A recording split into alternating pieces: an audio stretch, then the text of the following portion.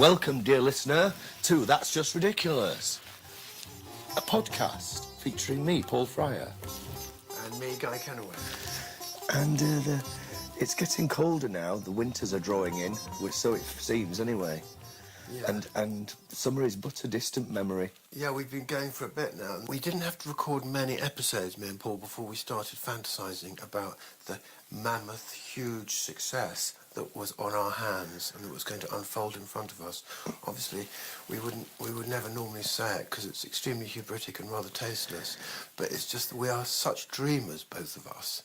And I was just teasing him earlier. I was saying, you know, what in your absolute most secret fantasies, how far do you see That's Just Ridiculous going? And his answer was magnificent. What was it, Paul? I can't remember. What did I say? No, I remember mine was, there was basically, when radio history is written, there will be before That's Just Ridiculous and after That's Just Ridiculous. A game changer.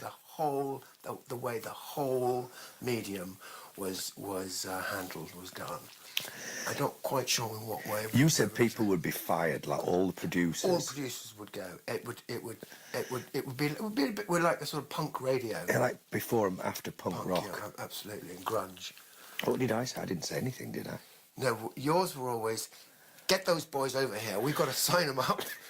We need a big I don't movie care. deal. I don't care where they are. Get hold of them.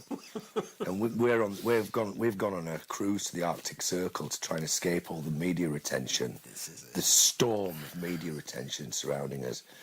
Like offers coming over the phone. Offers coming over the phone. Offers to produce stuff. Offers to endorse things. Just offers of sex, offers of money, offers of everything. Snowed under. Snowed under, literally. Yeah. Nervous breakdown. Guys had to go on beta blockers just so he can write his checks out. And these stories, which we entertain each other with, that are built on 263 listeners, which is what we've got today. And Guy keeps checking the numbers like he's having a crack pipe. It's like a god. He does it in secret. Coke habit. I just go, I wonder if we've got 262. So he says, I'm going to stop doing it. I'm going to check. I'm going to get Catherine, who's our helper, to change the password on the Podbean account so that I can't keep checking it because it really is getting ridiculous. Right, it's like hiding your Coke around the house. Yeah, or hiding a bottle of whiskey under the sofa or whatever. Yeah. So and this morning I said, morning, Guy, maybe we should check. I've already done it. I said I've already done it. It's terrible, but I'm a bit of an addict like that. I check I don't know how many other writers would do it. I'd really like to know, actually. I check my Amazon rating because it changes maybe 10, 15 times a day. And I find myself checking that when I feel insecure. And when it goes up, I go, it's not so bad. Someone must have bought a book. And when it goes down, it's like, Guy, you're shit. A little bit of dopamine there. Give it up. What's the one? What's the hormone that I'm getting when it's going down? Because I love that hormone too, I can tell. Oh, God, you see, why did you waste your life? Look where you are now. You've slipped another 50 places in the Amazon. Yeah, what is that? Whatever it is, that one comes, and then the little shot of dopamine comes in when it goes, we've gone back up 40 places. Someone somewhere's bought one.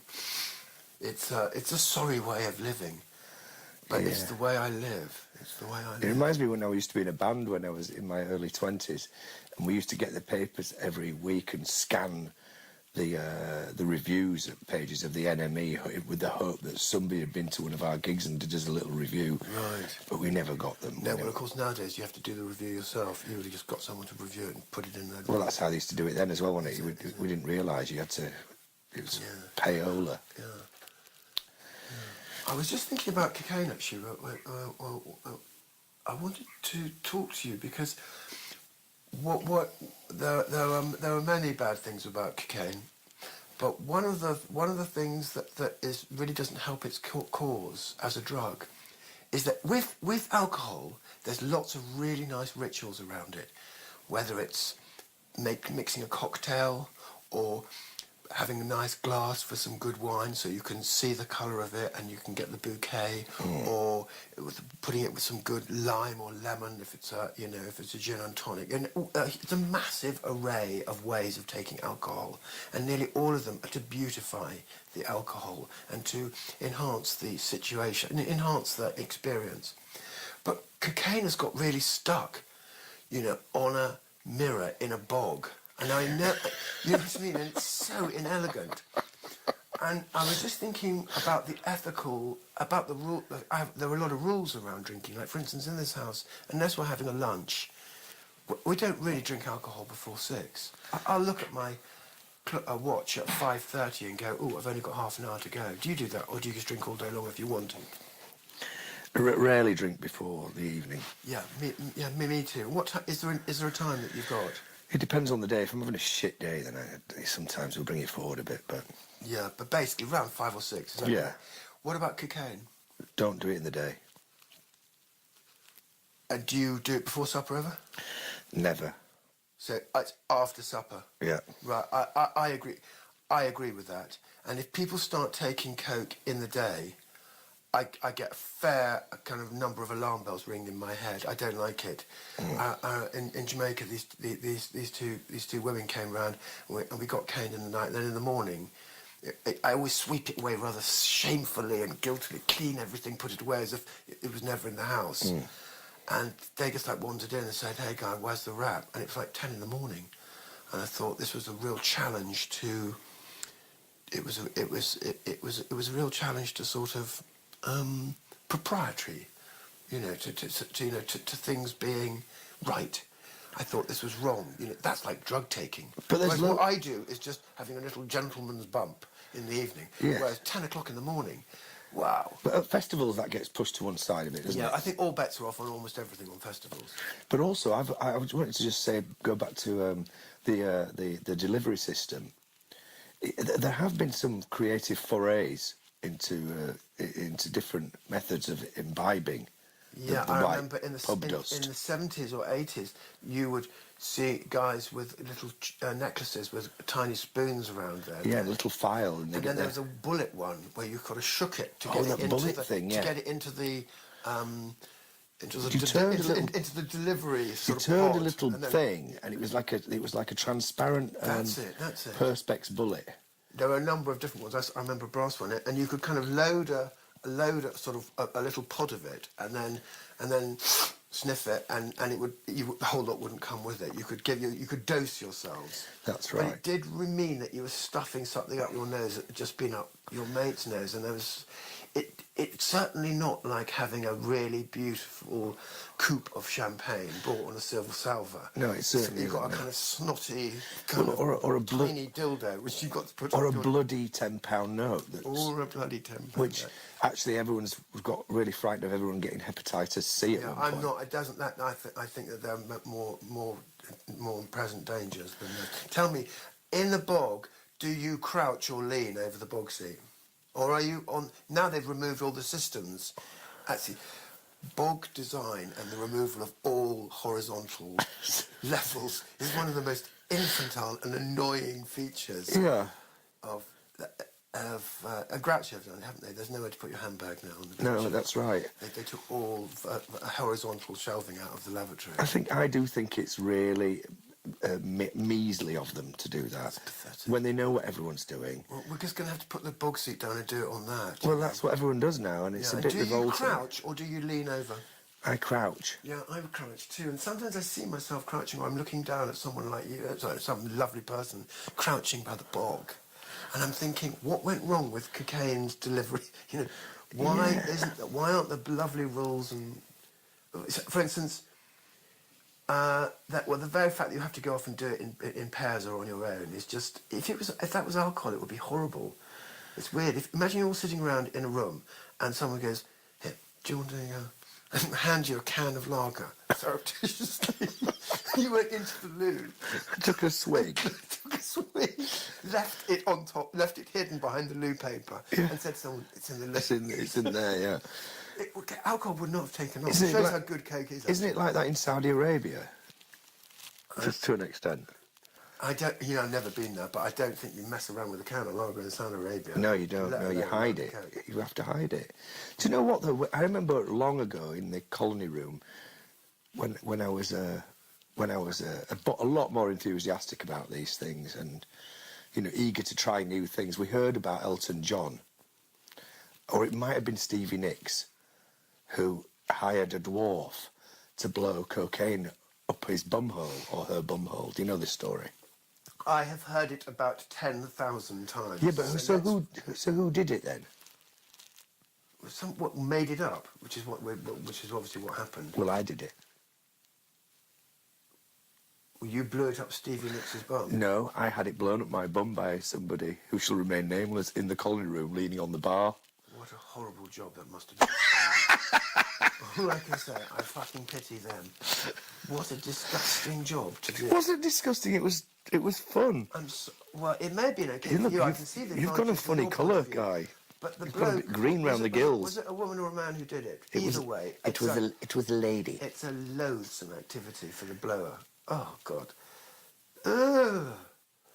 Anyway, we put it inside a biro, and then inserted the biro into the area, and then she applied a short gust to the end of the biro, so she didn't have to come in contact with my man parts or anything. Well. Anyway. Or with my. It's not. Again, let's look at alcohol. Imagine you put alcohol at your bottom. It wouldn't. It's not very. It's just not a very enticing prospect. But how about this? Aren't you curious about the effect? Not in the least. Okay. It's just Coke. Doesn't matter where. Would it make your bum a bit cold? I don't know. Well, it's not. It's just a stupid. I don't know. It's making a. You're just jealous. No, I'm not jealous at all. I wouldn't like that. You sound a bit jealous. I'd be very uncomfortable with that. Why? It's unnecessary. Well, I think that Coke's unnecessary. I also find the etiquette around it is odd. So someone hands you a mirror or a CD case or an iPhone with 4 or 5 lines on them, and one line is clearly a little bit smaller than the others, and it's about third one in. Which line do you take? What's your rule for which line you take? Biggest one always. Well, I'm hoping that you're going to learn to be a better person. Really? Is that you take the biggest one? No. What do you do? Tell me the truth. Because I usually go for the middling one. The gentleman always takes the line nearest to them. Just to let you know. Is that in Debrett's? There should be. I want it right. The cocaine, the cocaine user's manual. There are rules around it. And what about this? Someone gives you a wrap and takes it into the bog, and you open it up. Okay, it's you, or as always, someone's seen you going to the loo, and someone squeezed in at the last. Yeah, they come running up to the door with their foot in the door. And so there's 2 of you, you and a sort of stranger. Come on then. Oh, come on, Get in, quick! Come on, get in quickly. Close the door, and you open the wrap. And how big a line are you going to put out? Well, it's hard to say, but I usually have an A-B wrap anyway. If you're going into those kind of social situations, what you do is you decant some into a smaller wrap, and you only get that one out when you're around people you don't know or like particularly. You see, that is not gentlemanly behaviour. It is. It's completely... Because then you reserve the bigger wrap for your friends and people you can trust, because if you give the wrap to the wrong person, it comes back empty. Yeah, it's true. Well, I remember... yes, it reminds me of a night I went to... I can't remember, we were at a party somewhere, and I gave my friend, it was the beginning of the party, and she said, can I have a quick line? I said, of course. And I gave my friend, because I don't have an A and B wrap, because I don't like to make distinctions amongst my friends. Oh, I you're think everyone should be treated such a equally, which is the fundamental law of hospitality. No, it's not, Guy, because you don't give it to everybody. You don't give it to everybody. You give it to no one, or you give it to everyone. You share That's it out. not true. It's just so mean-spirited. Anyway, I said to her, of course, and it was a wrap from a glossy, like a Vogue magazine. You could just see it was from a glossy magazine, the wrap. Anyway, when she went and she came back, and we did that thing standing up, so she came up and kind of palmed it to me as you're having a drink in a group. And when she palmed it to me, I put it straight in my pocket, and then 20 minutes later, I went off with a mate, said, let's go, I've got some coke. And there was quite a lot in the packet that I gave her. It was at the beginning of the party. And when I went and got into the bog with them, I put my hand in my pocket and brought out, and it wasn't the same wrap, it was like a white wrap. And it was definitely a colour photograph, the one before. So I said, oh fuck, there's been a mistake here, that's very odd. And I opened up the wrap, and it was absolutely chocker, had a lot of coke in it. So I thought, well, we don't have to hurry to clear up the misunderstanding. But I must say to her that she's accidentally given me her other wrap. But it all seemed a bit odd, that why did she need my coke if she had so much coke? Didn't think anything of it. Anyway, a bit later in the party, she said, Guy, do you want some coke? I said, yeah, that's really great. Thinking, that's odd, she didn't have any coke earlier. Went into the loo, where she opened up my coloured wrap, and inside it was like one line. And she went, huh? What's happened to my coke? And I said, I know what's happened to your coke. That's my coke that you took to the loo and you decanted it into this wrap, and you accidentally gave me the wrap of stolen coke back to me. It was lovely. What did Bang to rights. What did she say? We just laughed. Well, what can you do? Laughed. But, you know, I've never quite forgotten it. I've never quite forgotten it. But I think, you know, all bets are off. We have to just forgive them. It turns people into monsters and liars. Yeah, though. it does, yeah. The people do become very lying on it. Have you got any? No. And then the next thing you know. Not me. I never would do that. But it's never had its hooks in me like that. I just go, it's gone. Let's have it all. It's gone. Let's do it. In fact, also another thing I'll put in my etiquette manual is a gentleman should never really have cocaine in the house overnight. It should all be finished before everyone goes to bed, so you don't wake up with it in the house. Why? Because that's how you. It's like when you open a bottle of wine, you drink it.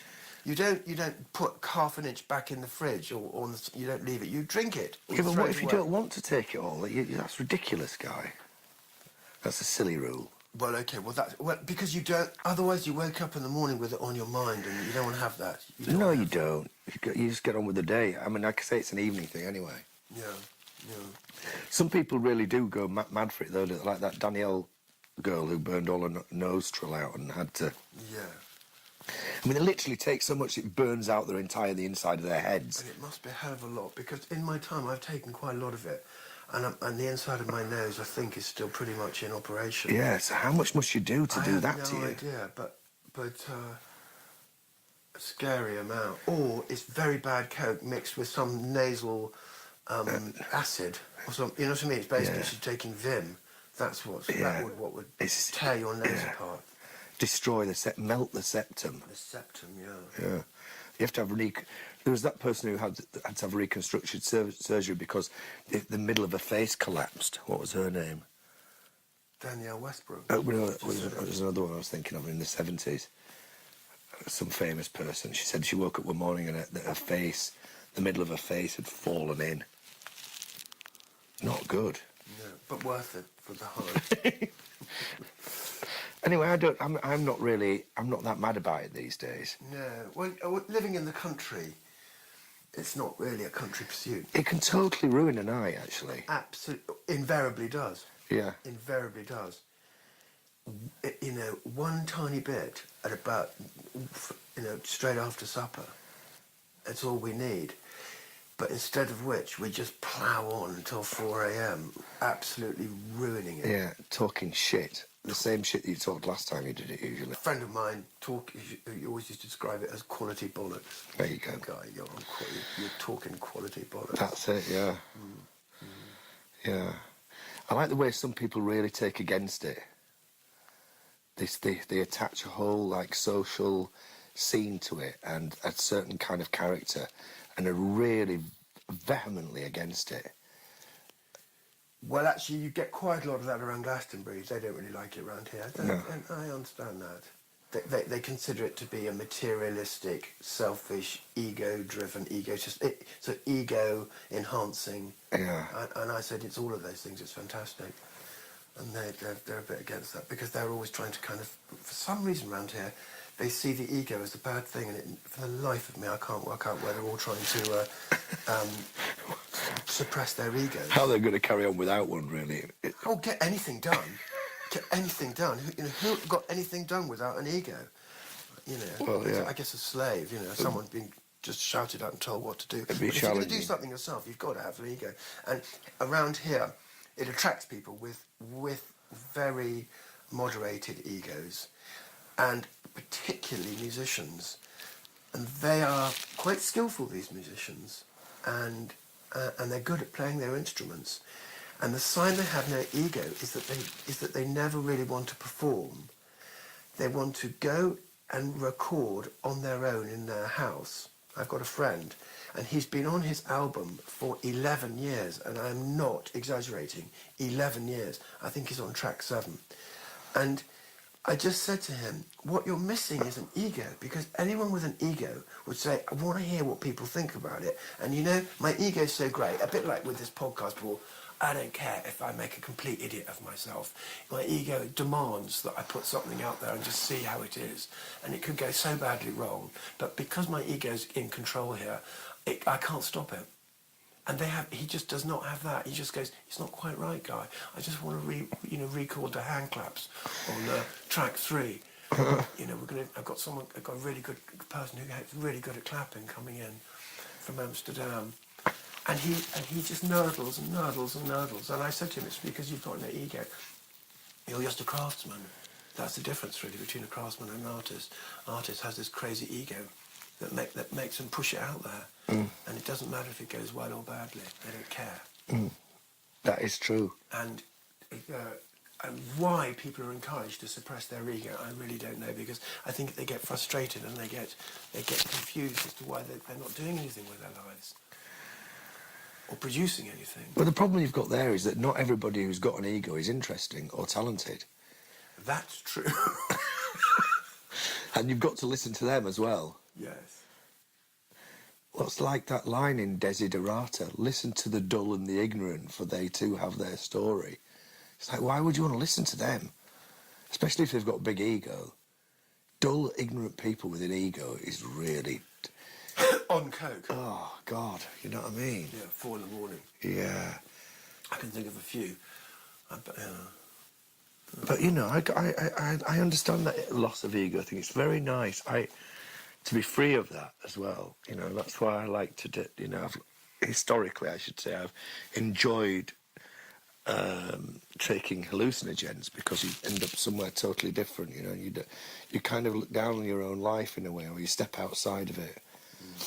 I mean, often it also puts you through the ringer, because you realise the things that you've done and the bad things you've said to people, and it can be really cathartic. But ultimately, what you take a drug to go over the bad things in your head that you've done and said to people. Sometimes it happens like that. Yeah, it's almost like therapy. You can end up crying for 2 hours about something. That doesn't sound like a very enjoyable experience. Why would you ever do that? Because at the end of it, you drink cider. At the end of it, you feel better. You feel better. Well, that's like saying, if you stick a staple into your foot, when you pull it out, you feel better. Don't do it. No, if the staple's already in there, festering, and you don't pull it out, then it's going to get worse in the long run. I do think that that there is a taste for these drugs that do really, as far as I can see, make people feel horrible about themselves. Quite, let alone vomiting into plastic buckets and all that kind of stuff. And I just think... Purging from both ends. Purging, they think being sick... So you're like in a shack full of people, and everyone's shitting and vomiting, while everybody's high on a really weird drug. Freely hallucinating. What is wrong with death and crows in the room? Better to have 3 pints of bitter. While some maniac shaking shakers over 3 you. 3 vodkas and a couple of disco biscuits.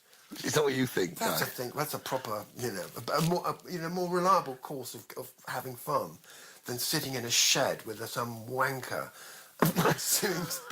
warbling at you. In shaking Spanish, shakers, shaky, and sticking into a cheap plastic. Maracas. But why do they do that, Paul? It's like. Do you think it's the equivalent of hair shirt self-flagellation? a bit of that, and it's a bit of, oh, look at that, I've got a malt whiskey that you haven't got in your collection. I've got my Lafroig, 26-year-old. It's kind of so just trying to get something that no one else has done. But the reason they haven't done it is because it's a fucking stupid way of carrying on, and it's no fun. It's a different culture, though, Guy. That culture sees it differently to what we do. They do it. It's plant medicine. Like, they take tobacco as well for the same reason. They don't do it recreationally. Yeah, but they were never introduced to ecstasy and cocaine, and if they had been, then they would have said, let's get rid of this stupid one when we're sick in the bucket and go and have a good time. Well, I liked... It's like, oh, we got some poutine. It's like paint stripper, and it gives you diarrhea and it spoils your eyesight and gives you a headache for 18 days. Or would you like a really nice whiskey and soda? Oh God, this is fantastic. I'll try the poutine though. I will try it. Won't you? No. Oh, Guy. No, I don't want to drink. I don't want to drink methylated spirits. I'm not... Well, you didn't say it was methylated spirits. You said it was poutine. Well, okay, but you know what I mean? Why not drink fine wines? Why are you slagging poutine off?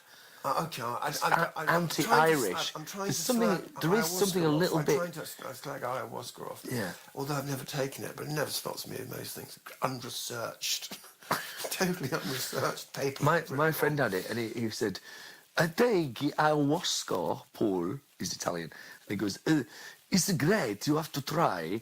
He said, I take it, and there's the drumming. The guy's drumming. He says, so I take it, and then. He said, suddenly, I just have to shit it out. So I do the shit, and then he said, I lean over, and I'm vomiting, and out of my mouth comes a crow, a living crow animal, and it's flying around the room. And I think maybe it's my power animal. He said, and then, suddenly, the room is quiet, and she come. And I said, who comes? He goes, the Lady Death. She come in the room. And she started to walk through every person in the room. And she getting closer to me, and I am absolutely terrified. He does make it sound quite good, actually. He does. But most people I know, it's not like that. It's just miserably sitting in some shack, as you say, covered in mosquito bites. Vaguely hallucinating. Yeah, vaguely hallucinating. Wish it would either get big, get more powerful, or wear off. Like you've eaten a bad oyster or something, shitting. And the other thing is that it attracts a very low grade. Oh, I'm going to be in trouble for saying that. Fucking hell, Guy. Yeah, basically it attracts people who are mentally ill. I don't know. Where's Johnny? Did he have trouble in that department? It was Fabio. Fabio. No, Fabio's just a bit of a psychonaut. Right. Okay. Well, because I think the ones who seem to get the most from it are you would only be driven to being sick in a bucket and and shitting all over the place if you tried basically everything else, and the storm in your head could not be calmed. Well, the thing about Fabio was I was once gluing together some perspex using chloroform, and Fabio came over and went, "What's this smell?" And I said, "It's this," and he went, "Oh, it's a chloroform." He said, "Can I try it?" And I went, "Oh, for fuck's sake, Fabio, I'm trying to put my..." And then he just disappeared off with the bottle. So, and then I was like, "Where's the fucking..." And then he came back an hour later and put it on the table. He went, "He's a very one-dimensional."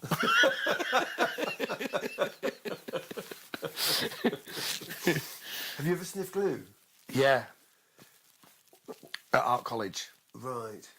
On purpose. Me and Damien sniffed it one day. We ended up rolling around on the floor with all these bits of stuff stuck to us from the glue, and really, absolutely. I mean, you start to see all those little patterns that you see if you keep doing it. We were really hoofing it like.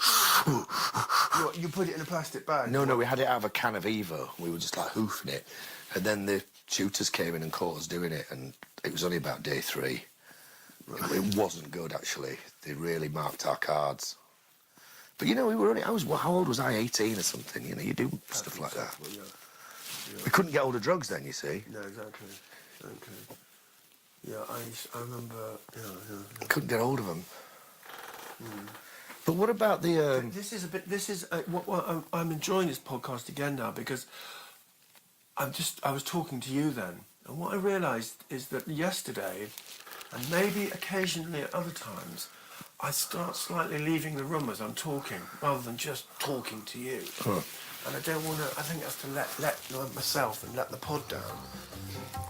Well, like yesterday, we recorded. We weren't actually looking at each other.